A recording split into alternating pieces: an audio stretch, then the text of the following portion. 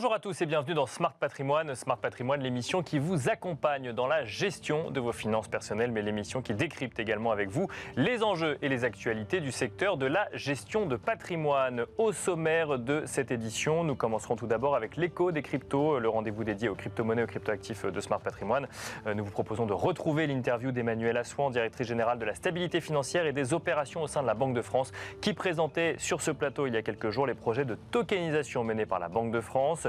Nous enchaînerons ensuite avec Enjeu Patrimoine où nous tenterons de donner toutes les clés aux investisseurs particuliers pour investir dans le non-coté. Et pour cela, nous aurons le plaisir de recevoir Xavier Antonioz, président d'Un23IM, mais aussi Yves Desjardins, directeur général en France de Schroders. Et puis enfin, dans la troisième partie de l'émission, dans l'œil du CGP, nous retrouverons Johan Derbyshire, associé et responsable des investissements chez Cara Capital, pour regarder ensemble où placer sa trésorerie d'entreprise.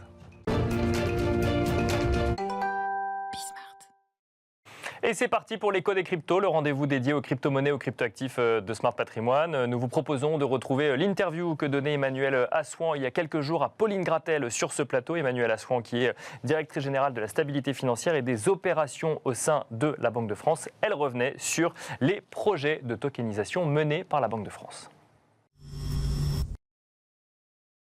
Le projet, donc autour de la BRI que vous mentionnez, et 7 banques centrales qui représentent 7 zones monétaires différentes. Donc, cette zone monétaire, c'est l'euro, la Banque de France qui représente l'eurosystème, le concert des banques centrales de la zone euro. Du côté de l'Europe, il y a aussi la livre sterling, mais aussi le franc suisse. On a, du côté des Amériques, on a le peso mexicain et le dollar américain. Et du côté Asie, on a le won coréen et le yen japonais.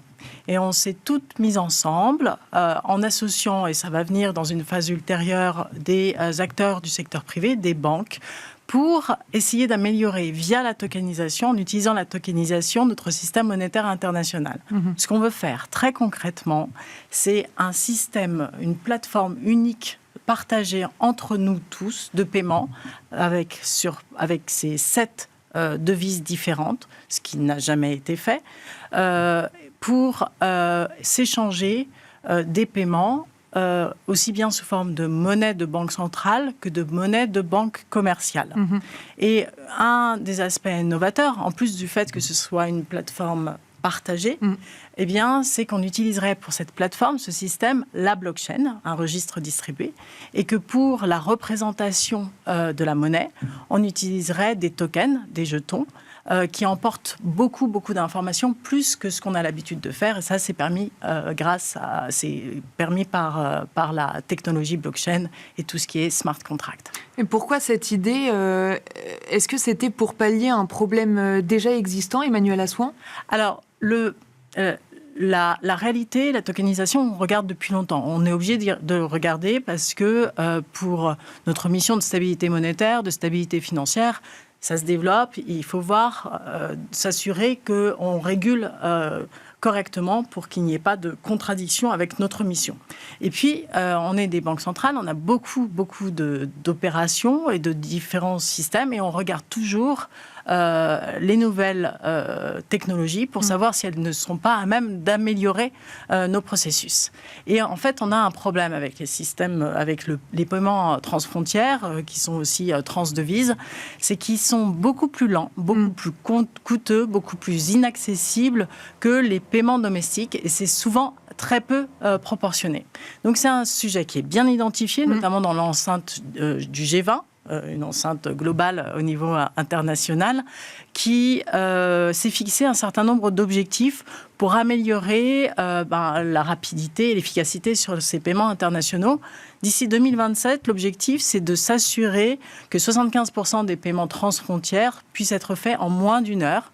Et que le reste soit fait en moins d'une journée. On est très loin du compte actuellement. On en est où actuellement à titre de comparaison ? Alors, à titre de comparaison, c'est très différent d'un corridor à l'autre. Donc, entre Paris et New York, ça va beaucoup plus vite qu'entre on va dire, l'Afrique du Sud et la Corée. Les corridors sont plus ou moins complexes. Mais il y a des corridors, des chemins qui peuvent prendre plusieurs jours, voire plus de 10 jours. Et ça, on considère que c'est inacceptable. Il y a une autre dimension qui est le coût.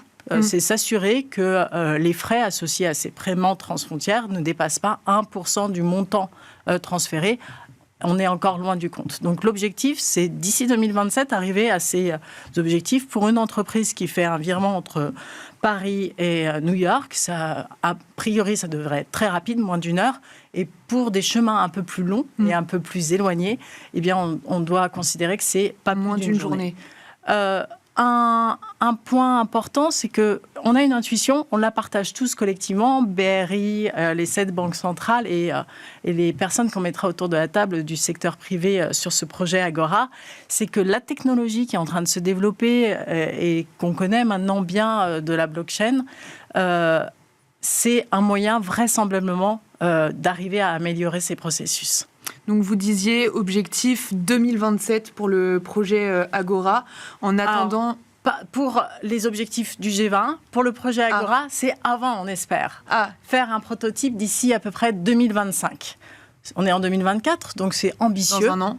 C'est dans un an, mais c'est un premier prototype pour se faire une idée, pour arriver à construire un consensus sur l'objet, qu'est-ce qu'on veut en termes de besoins utilisateurs. C'est pour ça qu'il y a le secteur privé qui doit être là autour de la table. Qu'est-ce qu'on a comme consensus en termes de technique. Il y a plusieurs blockchains, il y a plusieurs façons de les accommoder. Bien sûr. Et puis, il y a tout un enjeu associé au droit, aux aspects juridiques qui sont très importants, d'autant plus importants quand on a 7 zones monétaires très différentes qui ont l'habitude de réfléchir différemment sur ces sujets. Donc je rectifie, objectif plutôt 2025 pour le premier prototype. Donc d'ici les prochains mois, quelles sont vos perspectives au sein de la Banque de France ?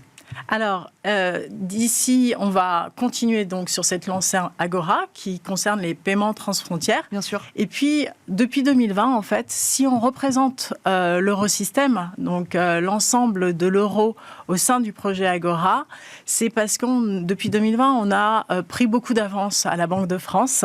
On est particulièrement en première ligne sur la tokenisation de la finance. On a mené 12 expérimentations sur ces sujets d'amélioration des processus de paiement transfrontières, mais aussi de règlement d'actifs financiers, actions, obligations, fonds, via des systèmes de blockchain et la mise en place d'une monnaie numérique de banque centrale de gros, qui est vraiment à l'origine du projet. On a, au sein de l'eurosystème, on est dans une phase exploratoire sur savoir tester la monnaie numérique de banque centrale de gros sous différentes formes possibles. Et à l'issue de cette phase exploratoire que nous menons avec le marché, avec un certain nombre de candidats qui se sont manifestés pour faire un certain nombre d'expérimentations, à l'issue de cette phase exploratoire qui se terminera en 2025, on sera en mesure, grâce à Agora, grâce à cette phase exploratoire différente au sein de l'eurosystème, de dire au sein de l'eurosystème s'il faut ou non lancer une monnaie numérique de banque centrale de gros pour faciliter le règlement d'actifs et pour faciliter les paiements transfrontières vus depuis l'euro. Voilà, donc c'était l'interview d'Emmanuelle Assouan, directrice générale de la stabilité financière et des opérations au sein de la Banque de France. Et quant à nous, on se retrouve tout de suite dans Enjeu Patrimoine. Et nous enchaînons à présent avec Enjeu Patrimoine. Nous allons tenter de comprendre ensemble ce que veut dire investir dans le non-coté lorsque l'on est investisseur particulier. Il est vrai que cette classe d'actifs est souvent mise en avant par des gestionnaires de patrimoine en lien notamment avec une volonté d'aller chercher un petit peu plus de performance et évidemment face à un risque un petit peu plus élevé. Mais que veut dire réellement pour un investisseur particulier le fait d'investir en private equity ou en non-coté ? Nous avons le plaisir d'avoir 2 experts du sujet sur le plateau Smart Patrimoine pour en parler. Tout d'abord, nous avons le plaisir d'accueillir Xavier Antonioz. Bonjour Xavier Antonioz. Bonjour messieurs.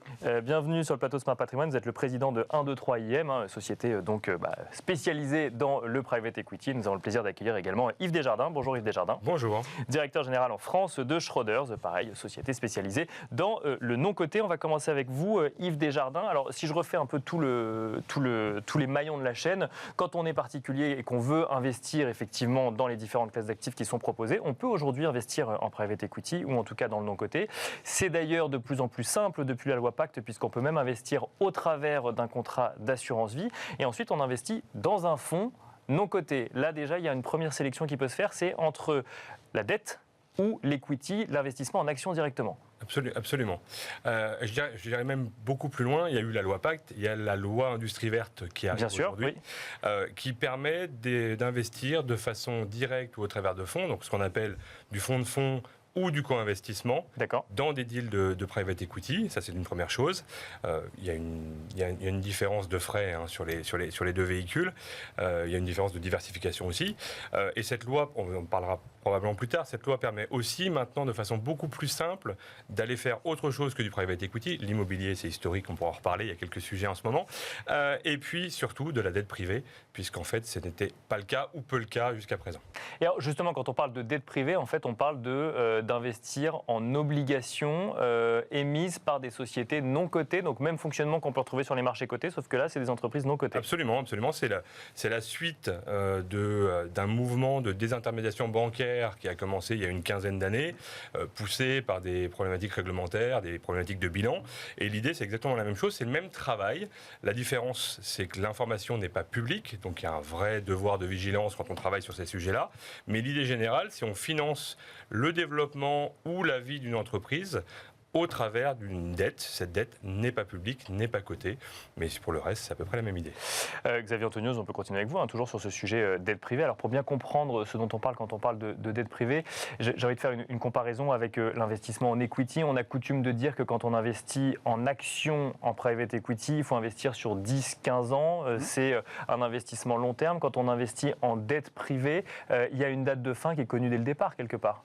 Il y a un contrat. En tout cas, le contrat obligataire, effectivement, qui a une date d'échéance. En moyenne, chez nous, 1, 2, 3e, pour revenir sur le groupe, on fait de la dette privée, Yves l'a évoqué, depuis 2009-2010.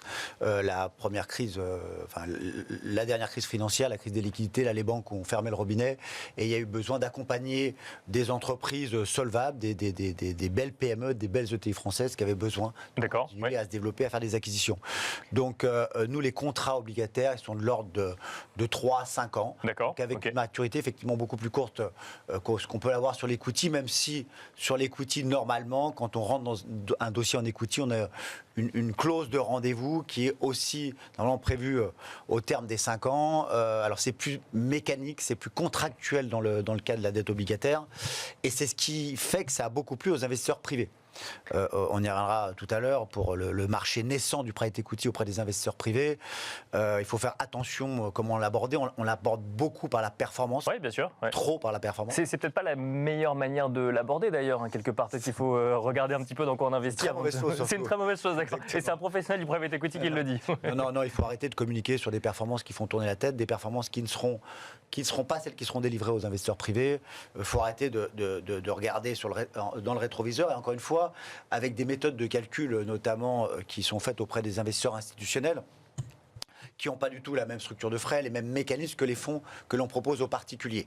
Certains fonds institutionnels sont accessibles à des investisseurs privés avec au passage ce qu'on appelle un feeder, un fonds nourricier, une petite couche de frais, mais qui sont dans les mêmes conditions. Donc on aura peut-être là une performance qui va ressembler, mais ça s'adresse qu'à des investisseurs très avertis. Parce que rappelons effectivement que le private equity existe depuis de nombreuses années, qu'il était avant, entre guillemets, réservé à une clientèle institutionnelle qui mettait des tickets d'entrée conséquents. Il s'ouvre de plus en plus au private equity, mais ce que vous dites, c'est que finalement, quand on communique sur les performances globales du private equity, c'est pas forcément ce que les particuliers auront à la fin de l'année. Non, alors attention, il y a particulier. Là aussi, on mélange un peu tout. Il y a le particulier averti, haut de gamme, qui connaît la classe d'actifs et qui a la surface financière pour accepter un risque plus fort et accepter une durée de détention et une illiquidité importante. Donc cet investisseur qui, quelque part, réagit comme un investisseur institutionnel, lui, on va lui proposer ces fameux fonds institutionnels qui étaient accessibles à partir de plusieurs millions d'euros et qui deviennent accessibles à partir de 100 000 euros. Bien sûr. Lui, il va avoir accès, donc il y aura une performance à peu près similaire, il va y avoir des appels de fonds, il va être dans les mêmes conditions. En revanche, moi j'aimerais, quand on parle de démocratisation du private equity, qu'on ne parle pas de ces clients avertis qui sont vous, toi Yves et moi, qui sont des clients patrimoniaux, qui sont les clients de nos partenaires CGPI, qui sont des cadres dirigeants, qui sont des professions libérales et à qui elles n'ont pas ni l'éducation, ni la surface financière pour mettre plusieurs tickets de 100 000 euros dans plusieurs fonds institutionnels. Donc à qui on va construire des fonds adaptés en termes de risque, en termes de durée, en termes de liquidité.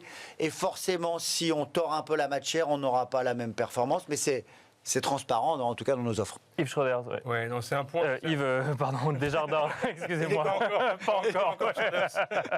Non, plus sérieusement, ce point est très important. C'est que là, je parlais tout à l'heure de la loi Industrie verte. La loi Industrie verte qui est rentrée en œuvre le 24, enfin, qui a été votée le 24 octobre l'an dernier, qui sera en œuvre ce 24 octobre. Elle ouvre totalement, et la réglementation LTIF aussi européenne, ouvre totalement le spectre des possibles pour tout un chacun. Donc fait tomber le seuil de 100 000 euros, fait tomber la notion de client professionnel ou professionnels sur option, donc les clients dont tu parlais Xavier. Et donc c'est vrai que tout le monde va pouvoir y aller. C'est pour ça qu'aujourd'hui, c'est très important de regarder comment les produits sont structurés. On parlait de dette il y a quelques minutes. Oui, la dette, en fait, nous, chez Schroders, on travaille sur de la dette infra. Le produit n'est pas encore live pour les particuliers, mais ça va venir. Donc, dette qui vient financer des projets d'infrastructure. On vient financer des projets d'infrastructure, on va financer la transition énergétique, on va financer la digitalisation, on va financer les transports, on va financer ce qu'on appelle les équipements sociaux, donc les hôpitaux, les cliniques. Donc, tous ces sujets-là, l'horizon est relativement court. On est un peu plus long sur le direct lending, sur le crédit, on va être sur alors suivant la structuration, on va être sur du 4-5 ans ou du 6-7 ans. D'accord. Pour des produits de dette junior ou de dette hybride. Ça a un effet important, c'est que la notion d'horizon n'est pas le même qu'en private equity. Oui, il y a un contrat, oui, on sait quand on va pouvoir récupérer son cash. Ce qui veut dire que dans une gestion patrimoniale, quand on va structurer son offre, l'idée pour moi aujourd'hui, c'est pas de dire il faut arrêter le private equity, il faut arrêter l'immobilier, il faut faire tout en dette infra. Sûrement pas. L'idée, c'est comme on le fait sur des actifs cotés depuis la nuit des temps, dette et equity, l'approche demain va être la même sur le non-coté. D'accord. Donc il faut avoir cette approche de diversification, savoir, OK, j'ai ce cash de disponible, j'ai tel horizon devant moi, celui-ci, il peut être... Je suis assez sur l'introduction et puis sur ce que tu disais Xavier, je suis assez parfois en désaccord sur la notion de plus de risques. Je ne suis pas convaincu qu'il y ait plus de risques en private equity ou en dette privée, parce qu'à la fin, on finance des entreprises. Il y a une vraie notion de période de liquidité et d'illiquidité. Donc à un moment donné, quand j'ai besoin de mon cash sur les marchés cotés, je rachète, c'est facile. Quand j'ai besoin de mon cash sur le non-coté, il y a illiquidité et il y a accepter de faire confiance sans avoir une information au quotidien sur les entreprises dans lesquelles c'est investi aussi quand on est particulier. Je suis complètement d'accord dans l'absolu. La réalité, combien de clients se posent vraiment des questions au jour le jour ou même trimestriellement sur ce qu'ils ont en portefeuille, sur des entreprises cotées à l'Eurostoxx, au CAC 40, au Nasdaq. Ils vivent plus heureux. Quand ils ne savent pas. On devrait faire des études. Et un aspect important, c'est la volatilité. La volatilité est moins importante pour des notions de valorisation, évidemment, sur le non-coté. Ce qui fait qu'on n'a pas tendance, on va éviter d'avoir tendance à passer des ordres de souscription ou de rachat sur des mauvaises informations ou sur un mauvais sentiment. Le marché part à la cave, je vends. C'est peut-être pas la meilleure idée. Donc là, il y a moins de volatilité. Xavier Antonios, quand on investit sur les marchés financiers, on voit des modes de temps en temps, des modes d'investissement. Il y a eu l'hydrogène, il y a aujourd'hui l'intelligence artificielle. Alors, est-ce que c'est une nouvelle classe d'actifs ou une mode? Effectivement, c'est pas le débat aujourd'hui. Est-ce que dans le non-coté, on voit aussi comme ça des grandes tendances, des tendances de long terme, des méga-tendances, comme on peut les appeler sur les marchés financiers? Alors oui, il y a des modes. Encore une fois, le marché du private equity, Yves l'a dit, il est des professionnels, il est connu depuis une trentaine d'années et c'est un métier qui est profond, qui est dense. On a les mêmes particularités qu'on a sur les marchés cotés. C'est qu'on l'a évoqué, il y a des gérants equity, il y a des gérants obligataires, il y a des gérants monétaires, quelque part sur des fonds unitranches chez nous, ou dette senior. Il y a des gérants locaux, il y a des gérants internationaux, il y a des gérants émergents. Donc toute la profondeur et la richesse qu'on connaît dans l'industrie du côté, on l'a dans le non-coté. Ce qui est, par contre, ce qui paraît nouveau, c'est que le particulier, en avançant, et les réseaux de distribution commencent à découvrir ce monde merveilleux et diversifié. Donc, il fonctionne comme le reste. Il y a des tendances. Il y a des gérants qui ne suivent pas les tendances, qui sont contre-cycliques. Il y a beaucoup dans le capital risque, le venture. Là, c'est plus le domaine de la tendance, avec effectivement l'IA, l'Internet, les fintech, la santé. On va chercher la prochaine pépite de demain. Oui, la prochaine martingale, effectivement. Là, ça ne fait pas non plus nous. Mais donc... après, dans nos métiers, plus de dettes, Oui, il y a des sujets, économiques, sociologiques qui font que, par exemple, la transition énergétique, bien évidemment, tout le monde s'y intéresse depuis quelques années, de plus en plus. Ouais, donc il y a des tendances de fond qui ne sont pas des sujets de mode, qui sont vraiment des tendances de fond où on l'a fait ensemble sur le tourisme, l'hôtellerie. Quand il y a 10-15 ans, on a des parcs hôteliers qui sont vétustes par rapport à l'augmentation du trafic aérien, du tourisme dans le monde, etc. Il faut mettre des moyens considérables pour investir. Il y a des tendances de fond comme l'immobilier en private equity, où il y a un déficit de logement en France, en Europe. Voilà. Il y a des sujets de fond plus que des sujets de mode. Il y a quelques sujets de mode dans le capital risque. Je fais attention, mais moins dans nos métiers. Mais il y en a. Et le tout. En tout cas, des tendances. Les mêmes qu'on retrouve sur le marché coté. Mais on reste sur la même notion que sur le côté. Oui, il y a des tendances. Oui, il y a des segments d'activité où on peut avoir envie, en tant que particulier, ou en tant qu'investisseur un style d'ailleurs, de mettre un peu plus l'emphase. Mais la réalité, c'est que la notion de base reste la diversification. Je ne vais pas mettre tout en transition énergétique, je ne vais pas mettre tout dans l'intelligence artificielle. Ça veut dire qu'en tant que particulier, si je reviens vraiment en tant que particulier, je ne décide pas d'investir dans un fonds de private equity dédié à la transition écologique. Là même, il faut que je cherche des fonds diversifiés ou que je diversifie mes tickets sur plusieurs fonds. J'aurais tendance à dire qu'il faudra diversifier ces tickets sur plusieurs fonds. Mais ça, c'est intéressant de le rappeler et de le marteler. Le private equity n'est pas un actif de diversification en soi. Il faut diversifier au sein même, finalement, de la classe d'actifs. C'est un actif financier non coté, illiquide. Tout le reste est valable. Tout ce qui est valable sur le côté est valable sur le non-côté. Donc, comme je disais tout à l'heure, la diversification, les théories financières, Markowitz ou autres, c'est la diversification. Il n'y a aucune raison de se dire je mets tout sur le rouge et j'y vais, quoi. Pardon, et non, c'est très important ce que vous dites, et si on peut faire un peu contribuer à l'éducation des clients privés et des conseillers en gestion de patrimoine. La recommandation, c'est de passer par un conseiller en gestion de patrimoine parce qu'il a un niveau d'information qui n'est pas le même et il est plus proche de la matière depuis plusieurs années. Bien sûr. Oui. Effectivement, moi aujourd'hui, ce que je vois sur le marché, quand je vois des gérants ou des propositions de valeur faites par des établissements financiers sur un seul fonds, une seule stratégie, en disant qu'il faut tout mettre parce qu'il y a une petite diversification, enfin, c'est un risque trop fort. Il faut faire attention en ce moment de ne pas se brûler les ailes. On rentre dans cette démocratisation du private equity. Il ne faudrait pas, ce qui est arrivé sur d'autres classes d'actifs, que le particulier trop vite il se brûle les ailes et qu'il soit déçu et que dans 3-4 ans, quand les performances vont commencer à être visibles, ne revienne plus jamais et soit déçu. Voilà. C'est un point très très important sur la vigilance que le conseiller doit avoir, que le client final doit avoir, mais la vigilance que nous, asset managers, on doit avoir sur ce qu'on propose déjà ou ce qu'on va proposer. Nous, l'idée, quand on travaille sur le produit de dette infra, qui n'est pas agréé, on discute avec l'AMF, tout va bien, ça va avancer, c'est de dire les actifs qu'on aura dans le portefeuille seront exactement les mêmes, que ceux qu'on met pour un client institutionnel. La différence interviendra, et Xavier en parlait tout à l'heure, c'est un produit sur lequel il faudra offrir quand même une certaine liquidité, même si souvent c'est les assureurs dans les contrats d'assurance vie qui la feront, mais quand même. Et donc il y aura une position de cash, voire d'actifs liquides, qui va venir un tout petit peu twister ou dénaturer le 100% actif privé. Dernière question très rapidement, Xavier Antonioz. Quand on entend ou quand on lit des performances sur le private equity qui vont entre 10, 15 ou plus, enfin qui vont jusqu'à 15%, quand on est investisseur particulier, il faut regarder ça avec beaucoup d'attention. Il faut se dire que oui, ça peut être aussi, ça peut le concerner ou pas forcément ? Oui, ça peut le concerner. Là aussi, j'attire l'attention sur le fait que, pardon de me répéter, que c'est une classe d'actifs qui est vaste, qui est profonde. Donc dire que le private equity fait 15%, pardon, c'est pas... Non, bien sûr, mais disons-le. Ça veut rien dire. Ça veut rien dire, dans la mesure où, si on reprend le private equity, et quand je fais exprès de parler de private equity, parce que tout le monde, un investisseur privé dans private equity, il met dette privée, il met infra, et il met equity. Mais il y a des stratégies qui sont extrêmement défensives. On en fait également, on a un fonds dédié à la dette infra. La dette infra, c'est de l'infrastructure, il y a des actifs tangibles en face, c'est de la dette. Parfois, c'est l'unitranche, il n'y a même pas de dette bancaire. Là, on va aller chercher des rendements à 5-6% net, mais avec d'une solidité, une visibilité incroyable. On va aller après faire du direct lending avec des taux un peu plus élevés en termes de performance, mais avec un risque aussi un peu plus fort. Là, on va atteindre des rendements de 8-9% par an. Et ensuite, on peut aller effectivement sélectionner les meilleurs gérants au monde, souvent des Américains.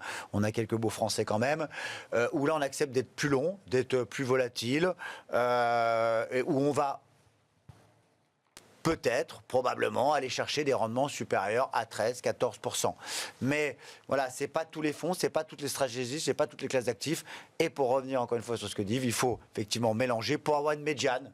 Voilà, aujourd'hui, si on veut avoir un portefeuille équilibré, il faut aller chercher à travers toutes ces stratégies une médiane à 9-10%. On est au-dessus largement des... On va devoir s'arrêter là-dessus. Mais... Pardon, 9-10%, ça c'est ce qu'on vous propose avec Yves. Merci beaucoup Xavier Antonos, merci beaucoup Yves Desjardins, merci à vous de nous avoir suivis. Monsieur. On se retrouve dans un instant dans l'œil du CGP. Merci à vous deux. Et nous finissons donc cette émission avec l'œil du CGP. Nous allons nous demander où placer sa trésorerie d'entreprise avec Johan Derbyshire. Bonjour Johan Derbyshire. Bonjour Nicolas. Bienvenue sur le plateau Smart Patrimoine. Vous êtes associé et responsable des investissements chez Carat Capital. Alors Johan Derbyshire, où placer sa trésorerie d'entreprise ? Alors bonne question. Pour savoir où placer sa trésorerie, il faut déjà se demander quelle trésorerie. D'accord. La question, c'est d'abord de déterminer l'excédent de trésorerie. Donc le directeur financier va devoir, ou le dirigeant va devoir déterminer quel est l'excédent. Quel est l'excédent pour justement savoir quelle est la masse à investir et sur quelle liquidité. Parce que toujours, il y a une question de risque et de liquidité. Surtout sur la gestion de trésorerie, le point clé, c'est quand même la liquidité. Parce que si on a besoin, il faudra mobiliser ces fonds-là. Et donc après, on sort en fait d'une décennie où les taux étaient négatifs. Et normalement, tout le monde sait aujourd'hui que les taux sont redevenus à des niveaux importants. Et donc, ça serait même fou aujourd'hui de ne pas placer cet excédent de trésorerie parce que ça permet de financer parfois d'autres projets. Donc, pour répondre à votre question, on peut aller sur du très court terme. Okay. Là, on va être sur du monétaire. Le monétaire, c'est des obligations, mais avant 1 an de maturité. Donc, on va être sur des maturités très courtes et on peut passer par des fonds monétaires ou des ETF monétaires qui vont avoir en fait l'avantage, à la différence des comptes à terme, de ne pas être bloqués et d'être liquidables sous 48 heures ou dans la journée pour les ETF. Ça, c'est pour le très court terme. Très court terme. Donc ça peut répondre en fait à gestion de trésorerie à très court terme ou mobilisable. Et aujourd'hui, ce qui est important, c'est de déterminer un peu une boussole pour les investisseurs, c'est les niveaux de taux qu'on peut attendre. La BCE vient de baisser ses taux. Aujourd'hui, sur le monétaire, on est environ à 3,75, 3,60 qui peut être attendu. Et ça, c'est du annuel, évidemment. Mais on peut, sur un mois, ça va faire 0,30 environ. Et après, si on peut prendre un peu plus de temps, ça dépendra un petit peu de la typologie de trésorerie. C'est-à-dire que si c'est une holding patrimoniale, on peut aller sur du fonds roboosté. Cette partie-là, en fait, la partie assurance, elle n'est pas disponible pour des sociétés opérationnelles. D'accord. Mais là, on peut attendre avec des fonds roboostés 4-5% de performance sur les 2 prochaines années qui sont contractuels en fait pour des trésoreries. Et ça, c'est si on est prêt effectivement à avoir une partie de sa trésorerie mobilisée un petit peu plus longtemps. Exactement. Et quand on est à moyen terme, on parle de quoi? De quelques années? On parle de 3 ans. De 3 ans, effectivement, avec une trésorerie immobilisée. Et là, effectivement, c'est une chose qu'on va conseiller à des entreprises qui, pour le coup... ont une visibilité assez forte et une trésorerie importante. On peut aussi avoir une stratégie un petit peu avec une partie liquidable directement et une partie un peu plus long terme. Très rapidement, Johan Derbyshire, faut-il toujours chercher le meilleur taux quand on veut faire de la trésorerie, placer sa trésorerie d'entreprise? Alors nous, on va distinguer, c'est le conseil qu'on donne à notre client, on va distinguer le très court terme du moyen terme. Pourquoi? Parce que le très court terme, on va se dire que dans le cadre d'une société, il y a une importance forte dans les relations qu'on va avoir avec son pool bancaire pour, par exemple, financer sa dette ou voilà. Et donc, ce point-là, il ne va pas falloir forcément aller vers les banques les plus rémunératrices, mais peut-être aller sur les banques où on a déjà un historique pour justement consolider cette relation. Et après, sur le moyen terme, là, on peut réfléchir justement à ouvrir le panel de banques avec lesquelles on travaille pour justement aller faire des appels d'offres. C'est notamment ce qu'on fait, nous, en tant que conseiller en gestion de patrimoine et family office, pour accompagner nos clients. Merci beaucoup, Johan Derbyshire, de nous avoir accompagnés dans l'œil du CGP. Et quant à nous, on se retrouve très vite sur Bismart.